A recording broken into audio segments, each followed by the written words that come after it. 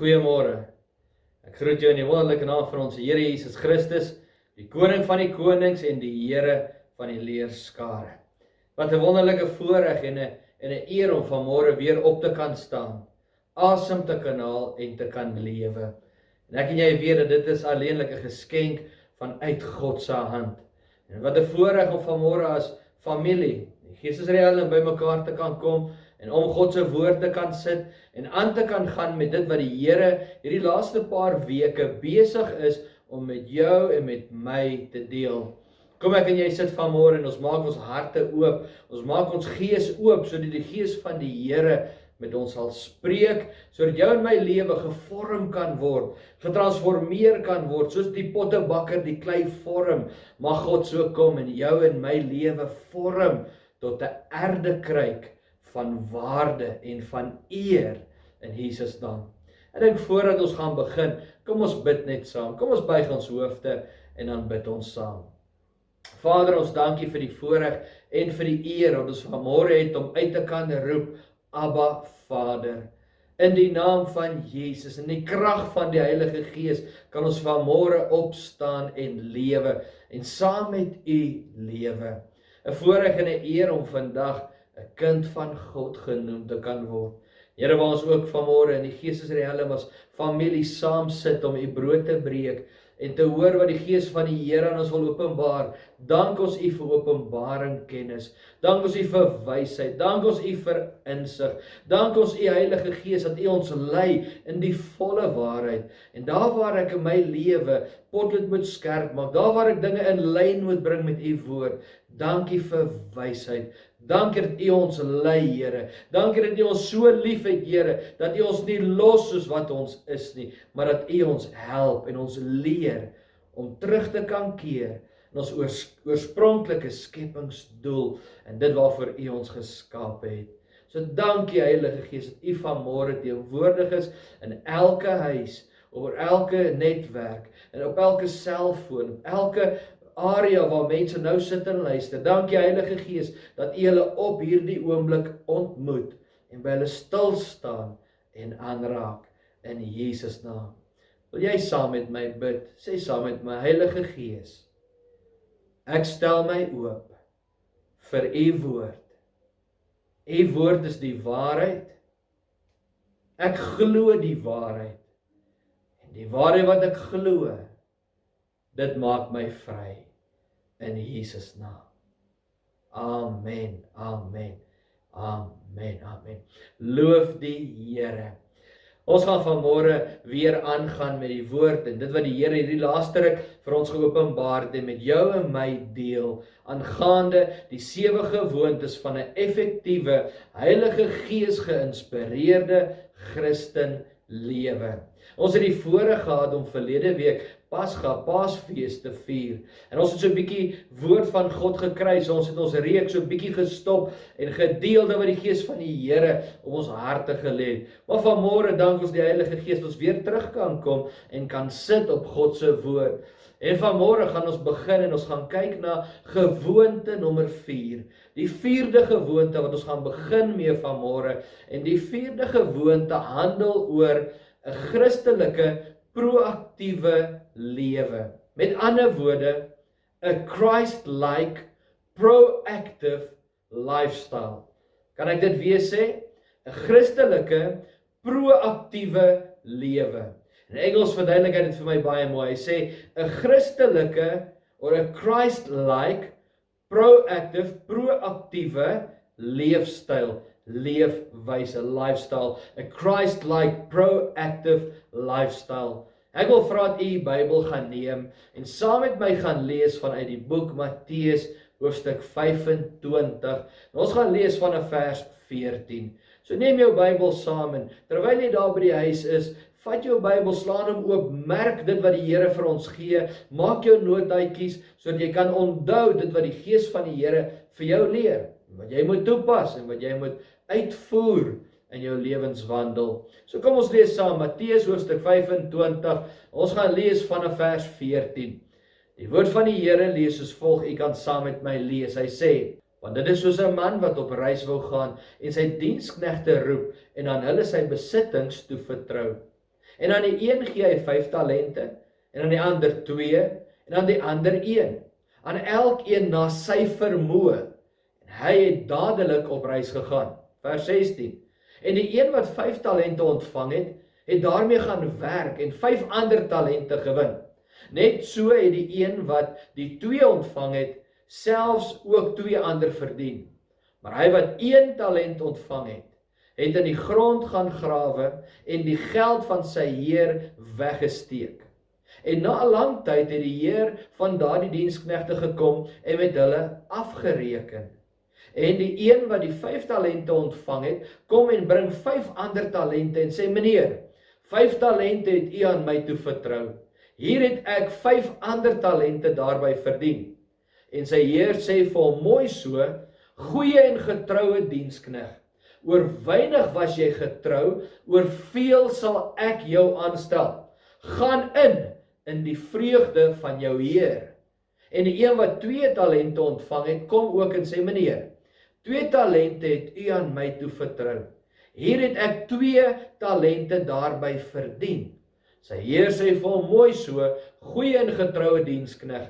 Oor weinig was jy getrou, oor veel sal ek jou aanstel. Gaan in die vreugde van jou heer. En nou vers 22, ek wil jy moet mooi luister, hoor wat hier afspeel en wat hier gebeur. Hy sê, en die een wat die 1 talent ontvang het, kom ook en sê, meneer, ek het u geken, dat u 'n harde man is, wat maai waar u nie gesaai het nie, en by mekaar maak waar u nie uitgestrooi het nie. Omdat ek bang was, hoor wat sê, hy sê, omdat ek bang was, het ek gegaan en die talent in die grond weggesteek. Hier het u wat aan u behoort. Maar sy heer antwoord en sê vir hom, jou slegte en lui dienskneg.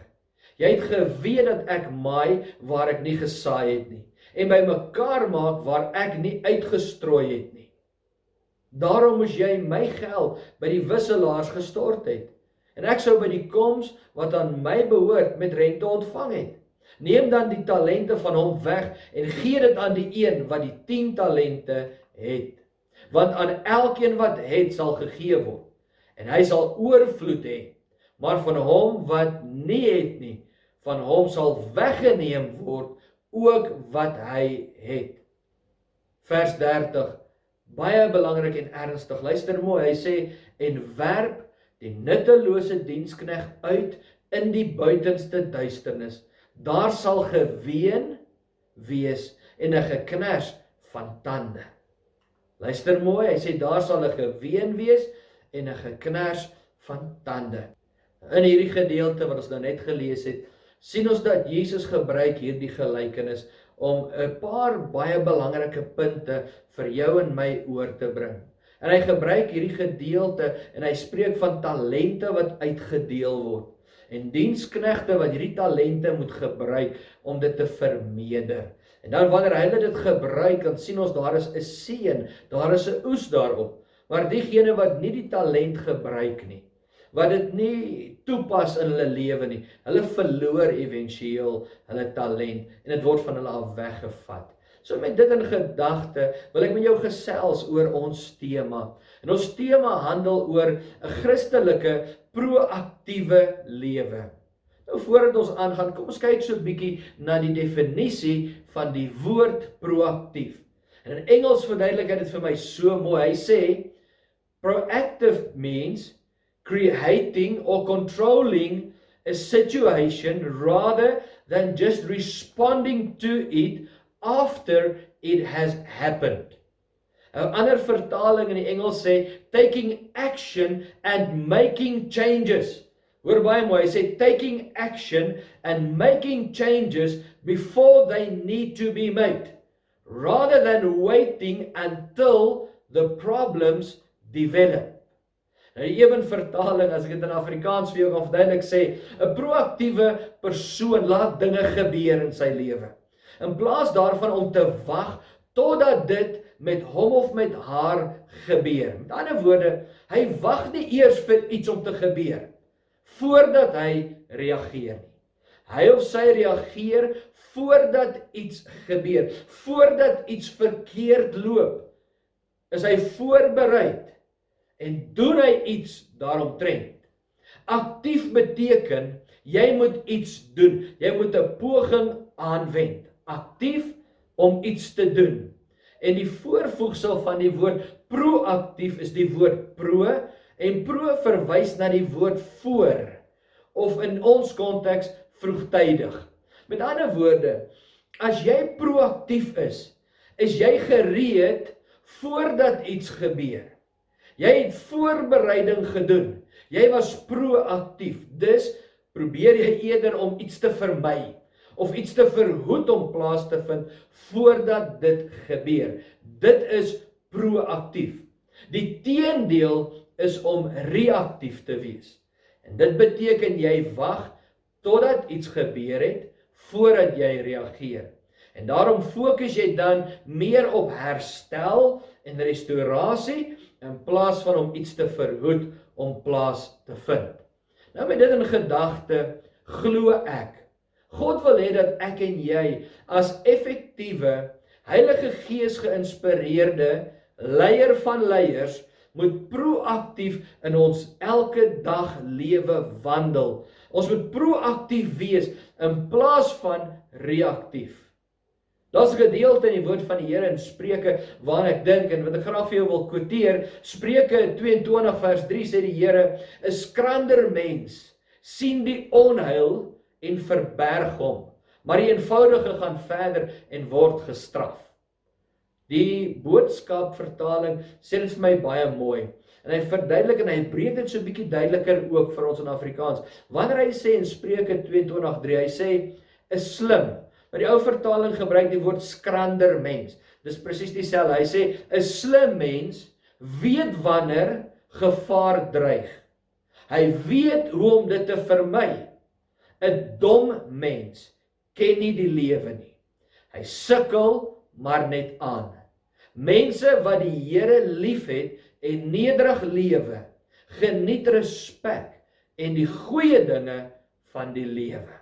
So vers 3 kom, hy sê, 'n slim mens weet wanneer gevaar dreig. Hy weet hoe om dit te vermy. En dit is presies wat dit beteken om proaktief te wees. Ek wil vanmôre so 'n bietjie met jou gesels. Daar is 2 dinge wat ons vanuit die boek Jakobus kan leer, wat ek glo verband hou met proaktiwiteit.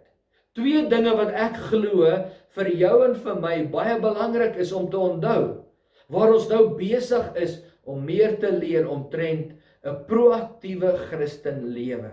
Die eerste ding wat ek graag met jou wil deel, nommer 1 is, be a straight talker. Praat reguit en praat die waarheid. Die Here Jesus het jou en my geroep. Die Here Jesus se voorbeeld, sy karaktereienskappe is binne in jou en my. En hy het ons geroep om in die waarheid te lewe en in die waarheid te wandel. So wanneer ons vanmôre sê, be a straight talker, dan sê ons nie, jy moet 'n arrogante, reguit ongeskikte, verskoon my beskrywende woorde, persoon wees nie. Dit beteken, jy moet nog steeds 'n liefdevolle mens wees, wat in waarheid wandel, wat weet wanneer om wat te sê, en wat weier om negatief te wees, of om dood te spreek, of om leuns te verkondig. Jakobus 3 vers 6 sê, die tong is ook 'n vuur, die wêreld van ongeregtigheid. Net so ook 'n plek neem die tong onder die lede in. Dit besmet die hele liggaam en steek die hele lewensloop aan die brand en word uit die hel aangesteek. Hoor hoe ernstig is God hier wanneer hy vir jou en my sê dat die tong kan vir jou 'n baie groot probleem wees as jy hom nie in toom hou nie. Nou vers 7 gaan aan, hy sê, want elke soort natuur van wilde diere en voëls en kruipende sowel as seediere word getem en is getem deur die menslike natuur. Maar die tong kan geen mens tem nie. Dit is 'n onbedwingbare kwaad, vol dodelike gif. En dan gaan hy aan in vers 9, hy sê, daarmee loof ons God en die Vader. En daarmee vervloek ons die mens wat in die gelykenis van God gemaak is.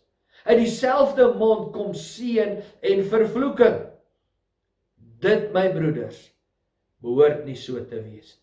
Met ander woorde, die feit dat vers 8, 9 en 10 van hierdie dinge praat, sê God nie, dit is nou maar so, dit is ikabod, jy kan nie die tong toom nie. Hy sê, dit is hoe dit is.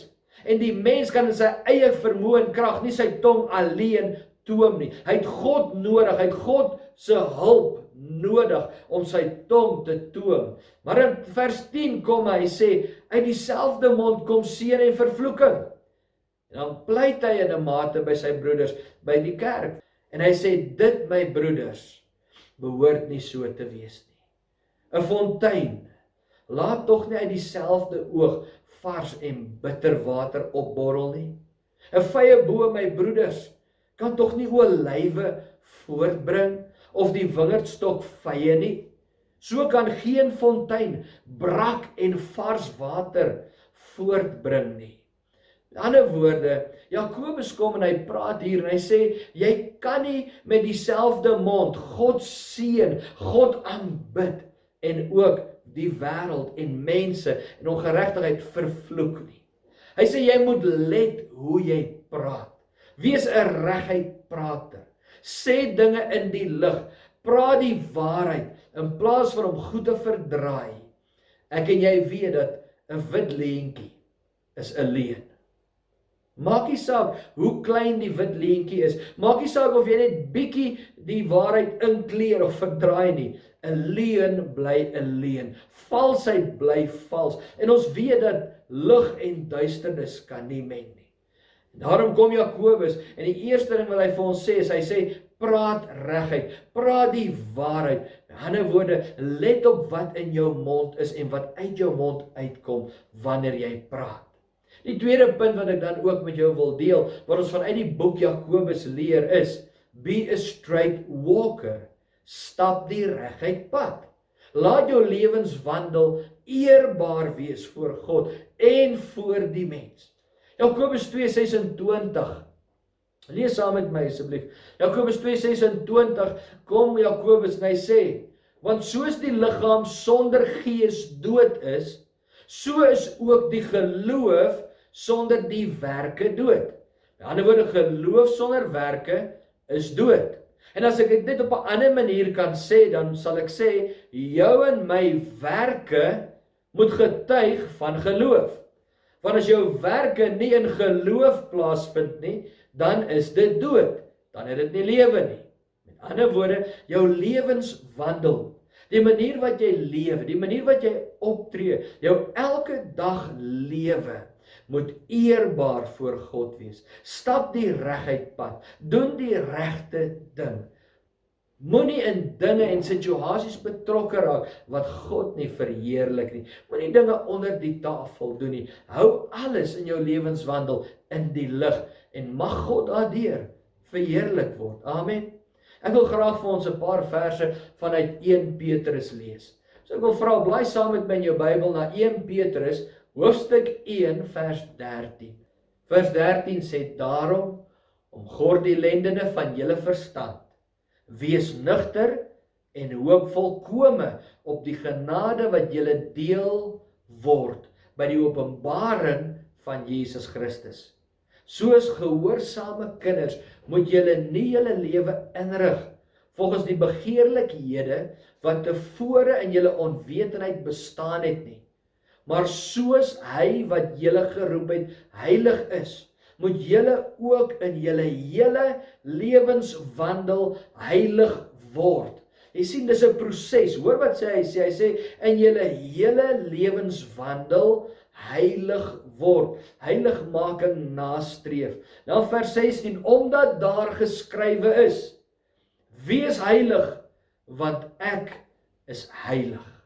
En as julle hom as Vader aanroep, wat sonder aanneming van die persoon oordeel volgens elkeen se werk, wandel dan in vrees gedurende die tyd van julle vreemdelingskap, omdat julle weet dat julle nie deur verganklike dinge, silwer of goud, losgekoop is uit julle ydelle lewenswandel, wat deur die Vaders oorgelewer is nie, maar deur die kosbare bloed van Christus, soos van 'n lam sonder gebrek en vlekkeloos. Met ander woorde, ons lewenswandel is gereinig, gewas met die bloed van Jesus Christus. En God wil hê dat ek en jy nie moet lewe soos ons van tevore gelewe het, voordat ek en jy tot bekering gekom het nie, maar eerder sal lewe 'n lewe wat getuig van Christus Jesus en heiligmaking nastreef. Amen. Nou, daar is baie mense wat sê, you must talk the talk and walk the walk. En in 'n mate stem ek saam. Maar ek sal dit graag vanmôre so 'n bietjie wil aanpas, deur dit te sê soos wat ek glo Jakobus dit vir ons wil sê. En ek sal eerder wil sê, kom ons praat die regte taal en loop die reguit pad. Met ander woorde, wat ek glo Jakobus vir jou en my wil sê is, dit help nie jy praat net en loop en wandel maar net soos wat jy wil nie. Dit help nie jy doen net wat jy sê nie. Dit wat jy sê moet die waarheid wees. En jy moet in die waarheid wandel. Met ander woorde, kom ons praat die regte, die ware taal. Dit wat opreg is, dit wat reël is, dit wat waar is. En kom ons loop die regte pad. En in daardie konteks sal ek sê, talk the talk and walk the walk. Amen. Baie, baie belangrik. Nou met dit in gedagte, is daar 'n liggaamsdeel, deel van jou en my lewe, wat ek en jy nie moet verwaarloos nie. Hierdie liggaamsdeel reguleer ons spraak en ook ons hele lewenswandel. Wie van u kan vir my sê, wat se liggaamsdeel is dit? Ek kan nie hoor nie, sê 'n bietjie harder. Sê weer. Dit is jou hart. Jou hart, jou en my hart. In Matteus 12 vers 34 sê Jesus, want uit die oorvloed van die hart praat die mond. Jy sien jou en my hartsgesindheid. Ons hart speel 'n baie groot rol wanneer dit kom by 'n proaktiewe Christen effektiewe lewe. Blaai so 'n bietjie saam met my in jou Bybel uit die boek van Spreuke.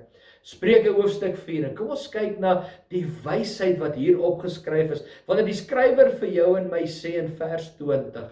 Spreuke 4 vers 20. Hy sê, my seun, luister na wat ek sê. Neig jou oor tot my woorde. Laat hulle nie wyk uit jou oë nie. Bewaar hulle binne in jou hart, want hulle is die lewe vir die wat hulle vind, en genesing vir hulle hele liggaam. Vers 23 gaan aan, hy sê, bewaak jou hart meer as alles wat bewaar moet word, want daaruit is die oorspronge van die lewe. Voor ek aangaan, wat sê hy hier? Hy sê, jou hart speel 'n baie groot rol. Hy sê, bewaak, bewaar, beskerm, pas op, beveilig, bewaak jou hart, meer as alles wat bewaar moet word, want daaruit is die oorspronge van die lewe. Verwyder van jou die valsheid van mond, en hou ver van jou af die verkeerdheid van lippe. Laat jou oë reguit kyk, en laat jou ooglede hulle reg voor jou uithou. Maak die pad van jou voet gelyk, en laat al jou weë vas wees. Wyk nie regs of links af nie. Hou jou voet ver van boosheid. Baie belangrik. Hierdie gedeelte in Spreuke getuig en bevestig die gedeelte wat ek en jy vanuit die boek van Jakobus vroeër gelees het. Om reguit te kyk en om reguit te wandel. Hy sê, laat jou oë reguit kyk. Hy sê, maak die pad van jou voet gelyk en laat al jou weë vas wees. Wyk nie na regs of na links af nie. Hou jou voet ver van boosheid. En as ek kan terugkom na die vorige gedeeltes wat ek en jy gelees het, dan sê die woord van die Here vir jou en my daar, hy sê, bewaak jou hart meer as alles wat bewaar moet word. Sien my boetie en my sussie, wanneer dit kom by proaktiwiteit, dan speel jou hart en jou hartsgesindheid 'n baie groot rol. Jy sien, jy kan vandag met jou mond bely dat jy 'n meer gedissiplineerde lewe gaan lewe. En jy gaan jou tong meer beheer. Maar as daardie besluit nie uit jou hart uitkom nie, as dit nie volkome 'n hartsbesluit is wat jy neem nie, gaan daardie voorneme nie lank hou nie. Jy sien, 'n hartsbesluit is 'n wilsbesluit.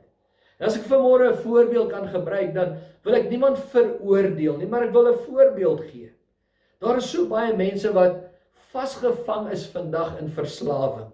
Het sy dit rook, drank, dwelms, pornografie, vrees, brassery, wat dit ook al mag wees, daar is gewoontes, verslawings waaraan mense verslaaf is. En dit baat daardie persoon niks om net met sy mond te sê, ek gaan môre ophou eet. Ek gaan môre ophou drink. Ek gaan môre ophou rook. Of wat jy ook al doen, maar jy bedoel dit nie uit jou hart uit nie. Hoe baie maal het ons nie al gesien hoe dat mense baie maal keuses en besluite maak op die, hoe sê hulle, on the brink of the moment. Hoe baie keer het ek en jy nie al gesien hoe dat mense skielik besluite maak omdat hulle emosioneel voel of hartseer voel of omdat hulle emosioneel nie op die regte plek is nie. Dan neem hulle vinnige besluit, maar daardie besluit het hulle nie oordink nie. En dit was nie 'n hartsbesluit nie. En hartseer om vanmôre te sê, daardie besluite hou nie lank nie. Ek wil vanmôre 'n voorbeeld gebruik en ek wil niemand veroordeel deur hierdie voorbeeld nie. Maar wat ek graag met jou wil deel is, so baie maal dan sien ek, wanneer ons as pastore en predikante op 'n begrafnis is, dat mense op die begrafnis vulnerable is. Hulle is hartseer. Hulle is emosioneel af.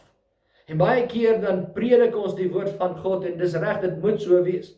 Dis geleentheid om die evangelie te verkondig, maar dan sien jy baie keer mense wat in daardie emosionele tyd hulle harte aan die Here gee.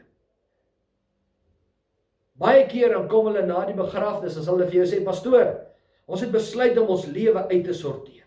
Nou gaan ons kerk toe kom. Pastoor, ek en my huis, ons gaan die Here dien. En die hartseer saak is, meeste van daardie gevalle kom nooit weer terug kerk toe, tot met die volgende troue of die volgende begrafnis nie. Weereens sê ek wil niemand veroordeel nie, maar wat ek vir jou wil na vore bring is, baie keer kom mense wanneer hulle emosioneel is, wanneer hulle hartseer is, of wanneer hulle bang is, en hulle neem skielik 'n besluit, maar hulle het nooit daardie besluit, daardie keuse oordink nie. Dit was nie 'n hartsbesluit nie. En daarom is daardie besluit van korte duur. Wanneer daai persoon weer terugval in sy gewoonte, wanneer hy weer doen wat hy gewoond is om te doen, dan vergeet hy van daai keuse, daai besluit wat hy neem het. Hoekom? Want dit was nie 'n hartsbesluit nie. Maar wanneer iemand 'n hartsbesluit maak, wanneer hy 'n regte keuse maak, wanneer hy dit bedoel, 'n wilskeuse neem, dan glo ek is daar niks wat daai persoon kan stop nie. Daarom kan jy dan, wanneer iemand verslaaf is, as hy 'n wilsbesluit maak, en God help hom en hy gee vir hom die krag, kan hy onmiddellik daardie verslawing neersit. En al is die onttrekkingssimptoom sleg en moeilik en erg, kan hy oorwinning behou. Hoekom? Want hy het 'n hartsbesluit, 'n wilsbesluit geneem, om op te hou, om te breek met daardie verslawing. Maar dit baat jou niks, jy praat maar net nie. Jy moet dit bedoel met alles wat in jou is. Amen. Lees dan nou ook saam met my Jakobus hoofstuk 4 vers 7. Jakobus hoofstuk 4 vers 7 spreek baie duidelik en hy sê vir jou en my, onderwerp julle dan aan God. Weerstaan die duiwel en hy sal van julle wegvlug. Nou voordat ons verder aangaan, ons is besig om te praat oor 'n Christelike proaktiewe lewe. En om 'n proaktiewe lewe te lewe beteken, ek moet vooraf voorbereid wees. Ek moet vooraf iets doen, sodat ek kan verhoed dat dinge nie verkeerd loop, of dinge nie gebeur nie. Voordat dit plaasvind, gaan ek iets doen. En hierdie gedeelte bring vir ons 'n punt in hier. Hy sê in Jakobus 4:7, hy sê, onderwerp julle dan aan die Here. Dis punt nommer 1. Jou lewe moet onderworpe wees aan God. Jy moet submit aan die Here. Dan, as jou lewe gesubmit is aan God, weerstaan die duiwel en hy sal van julle wegvlieg. Met ander woorde, as Heilige Gees geïnspireerde, effektiewe kind van God, is dit belangrik dat ons lewe onderdanig is aan God, drie-enig, onderdanig is aan die woord van God, en dat ons in die woord van God lewe. Want wanneer ons in die woord van God lewe, en wanneer jy onderdanig is aan God se woord, sal die Gees van God vir jou openbaring en onderskeiding van gees gee. Voordat iets gebeur, sal God dit aan jou openbaar. Met ander woorde, wanneer die duiwel dan kom om jou aan te val, om jou te versoek, of om iets teen jou te bring, dan kan jy hom weerstaan. Hoekom? Want jy het 'n lewe wat onderworpe is aan God. Jy's onderdanig aan die Here, en omdat jy onderdanig is, kan jy die duiwel en sy demoniese aanslag weerstaan in die naam van Jesus, en dan sê God, sal hy van jou wegvlug. Hy moet. Hoekom? Because you are submitted unto God. Satan kan God nie weerstaan nie. Satan kan God nie aanvat nie. God is almagtig en hy het geheers en getriomfeer en die Satan oorwin. En daarom wanneer ek en jy in God is, dan is daardie autoriteit en krag jou en my deelagtig. So dan wanneer ek en jy die duiwel weerstaan, dan moet hy van jou wegvlug. So kom ons lees nou weer vers 7. Jakobus 4:7 sê, onderwerp julle dan aan God. Weerstaan die duiwel en hy sal van julle wegvlug. Vers 8, nader tot God en hy sal tot julle nader. In ander woorde, as jy God soek, gaan jy God vind. Kom nader aan die Here. Amen. Hy gaan aan, hy sê, reinig die hande, julle sondaars, en suiwer die harte, julle dubbelhartiges. En suiwer die hart, maak die hart skoon, julle dubbelhartiges. En dan vers 9, weeklaag, treur en ween. Laat julle gelag en treurigheid verander word en julle blydskap in bedruktheid. Aan die ander woorde, 'n gebroke hart, geestelik, spreek van repentance. Weeklaag, treur en ween oor jou sondige natuur, die sondige gewoontes, dit wat vals en negatief is, berou, sê Here, ek is jammer. Hy sê, verneder julle voor die Here, en hy sal julle verhoog. Jy sien my boetie, my sussie, om proaktief te wees en te lewe, beteken jy moet jou hart, jou taal en jou lewenswandel in eenheid bring en vooraf gereed maak. Maak nie saak wat oor jou lewenspad kom nie. Jy gaan hou by die lewensbeginsels wat getuig van 'n effektiewe Heilige Gees geïnspireerde Christen lewe. Met ander woorde, die lewensbeginsels wat jy by Jesus sien, wat jy in sy woord leer, daarby gaan jy hou en daarvolgens lewe. Maak nie saak wat gebeur of niks gaan jou laat wankel nie.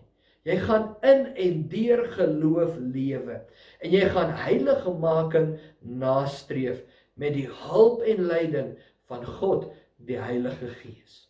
So met hierdie gedagte waar ons die fondasie lê vir hierdie volgende gewoonte wat ons na kyk om proaktief te wees, wil ek vanmôre hierdie 3 punte bevestig. En vir jou sê in hierdie tydperk waarin jy is, kom ek en jy ondersoek so 'n bietjie onsself. Kom ons doen so 'n bietjie introspeksie. Kom ons kyk of dit wat ek praat, dit wat ek sê, my taal, is dit waar? Is dit opreg? Getuig dit van die waarheid? In ander woorde, am I a straight talker? En die tweede punt, am I a straight walker? Loop ek die reguit pad?